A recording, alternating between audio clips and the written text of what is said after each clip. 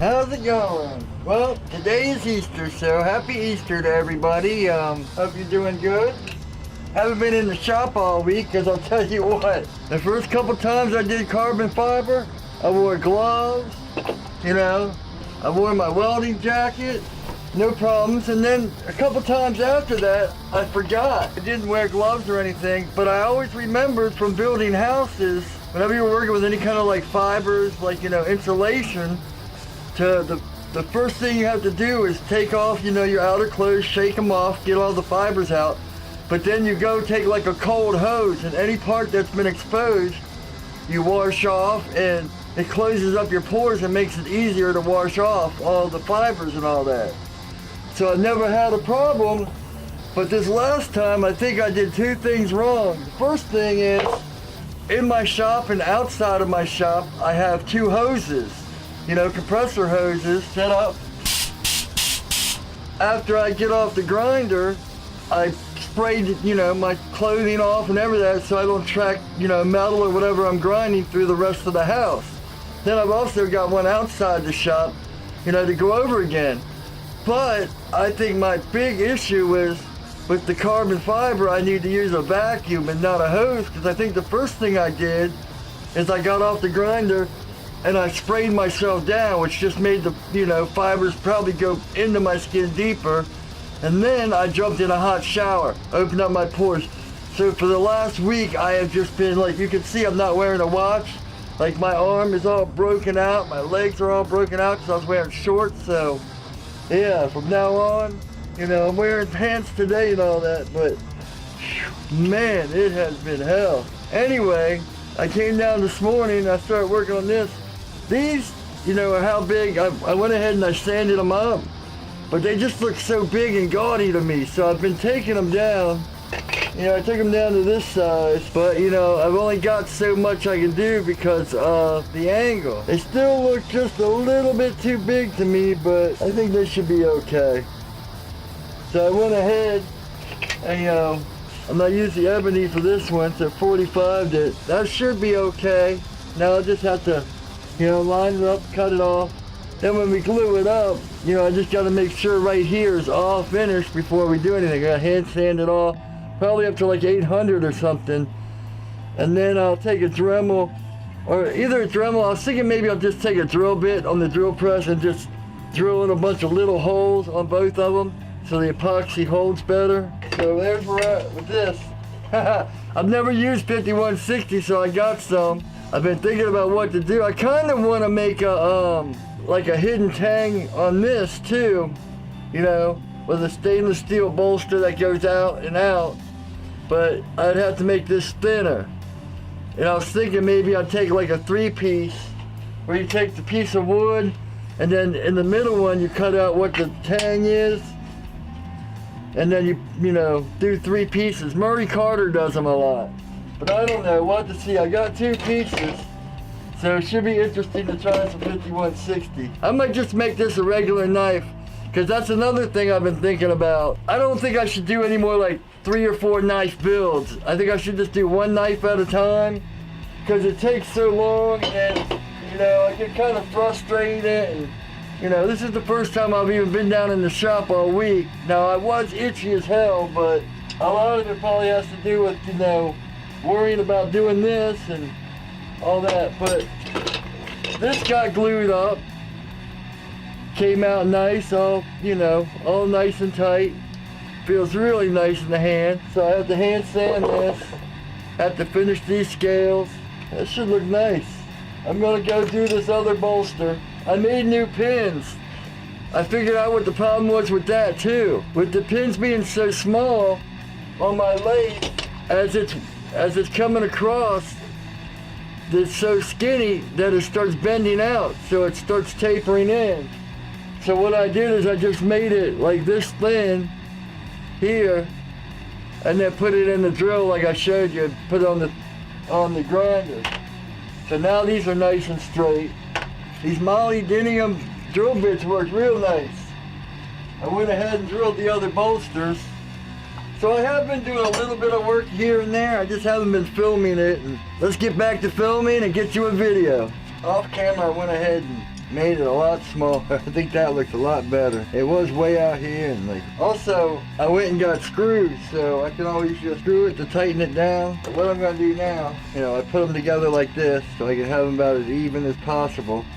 Also, you know, since I had it on the 45, I chamfered these just to make it easier to round off. So let's go to the grinder and grind this down to 45. And yeah, once I get to the line, I gotta be careful and just keep testing it to make sure I don't go over. Gotta get it perfect. So I'm gonna keep the other one right here so I make sure I don't go over any. Here we go.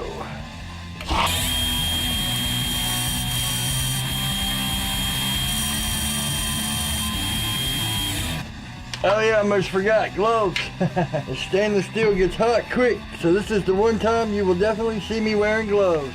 That, when I do carbon fiber from now on.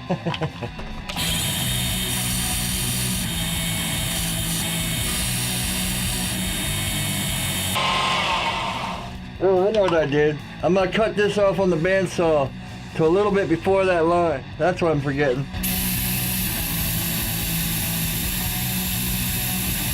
Yeah, look at all that grinding I saved.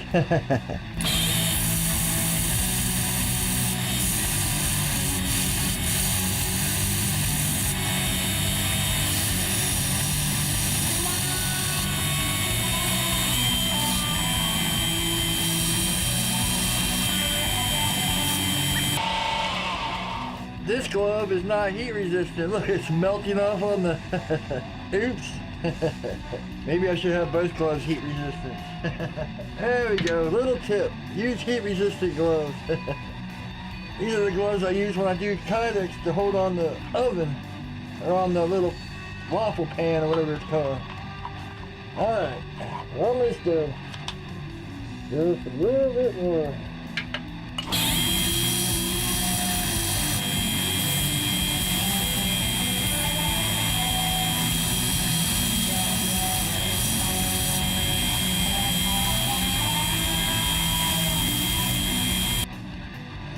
Looks like we're there on the top.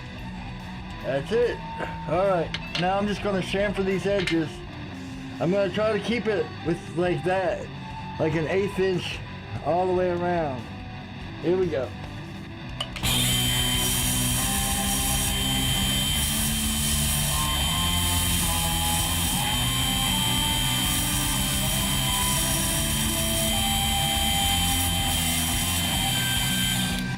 Alright. There we go. Now I just got to round these all off and smooth them out, take them up to about 800, and then we'll glue them on. Because I'm going to glue these on and let them set overnight before I put the wood handles on. So I'm going to do them separate. I want to make sure these are on good and look good. Then we'll put on the wood. Alright, back to the table. Yeah, much better, much better. Look how far out these were. There and there. They still kind of look big to me, but yeah. See, I think those screws will come in handy. The only thing is, see how they stick proud? You can't really use them because if you know, teeter-totter on them, they just work for holding everything together. You know, if you try to set it down while doing it, it's gonna teeter-totter. They work a lot better than those pins that slip out all the time. So let me round these off, get them up to like, you know, like 800 or something, or, you know, a nice fine polish on the front. Either on the end mill or on the drill press, I'll put a bunch of little holes and we'll glue these up. They look pretty nice. Then we'll glue them up, then we'll have to let them set. So after I glue them, I'm gonna peen these pins over too, I think. Give it the old double whammy. All right, this is a 120 belt. I'm gonna show you how I did this. I still got a lot, you know, see all these little divots I gotta get out? But I'll show you how I got it up to that. And then, you know, all I do from there is just take it to, you know, 800 or whatever. So we start with this, and we wanna end with this. So, watch this. Here we go.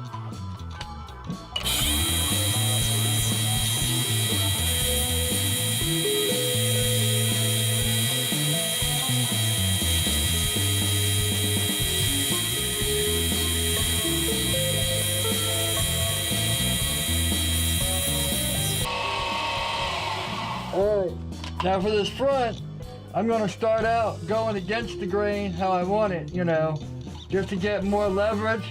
And then, you know, you'll see what I do later is after I get it all finished, then we'll come in and make sure it's straight this way, because we want all the grind lines going this way. So even though I'm going, you know, like this or like this, when I finish it and get it all around it like this, see how all these grind lines are all going this way? You know, once you get it going, you know, say you're in here like this, you know, going perpendicular, and then after you get it all shaped up, then you'll bring it back and parallel it all out.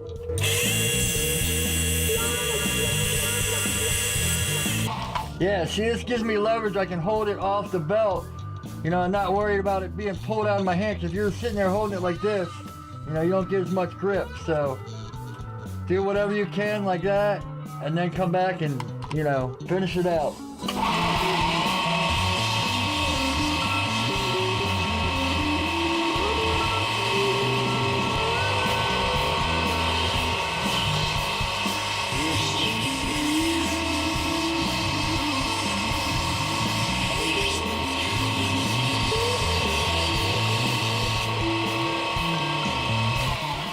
You see, that's how you hit your finger on the belt, like that and like that. Everyone does it, just try to make sure you don't dig in.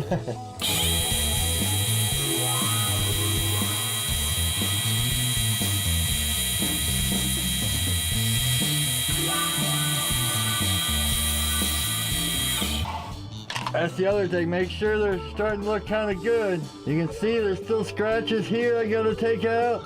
And all these pop divots that I gotta come out. So basically that's it. You know, I just wanted to show that part real quick. So let me finish this out, and then I'll go up, and then, you know what I think? I think in the next video, I'll make it, I'll glue everything up and do all that, you know. In fact, I'll drill everything out and glue it tonight, but then I'll put that in the next video, you know. I think this is about it. Happy Easter, everyone, even though it's probably Monday and I uploaded this tomorrow. I hope everyone had a great day, great holidays, spring break, whatever you celebrate. Thanks for watching. Please like, please comment, share with your friends, you know, let people know. I'd really appreciate it. And as always, take it easy.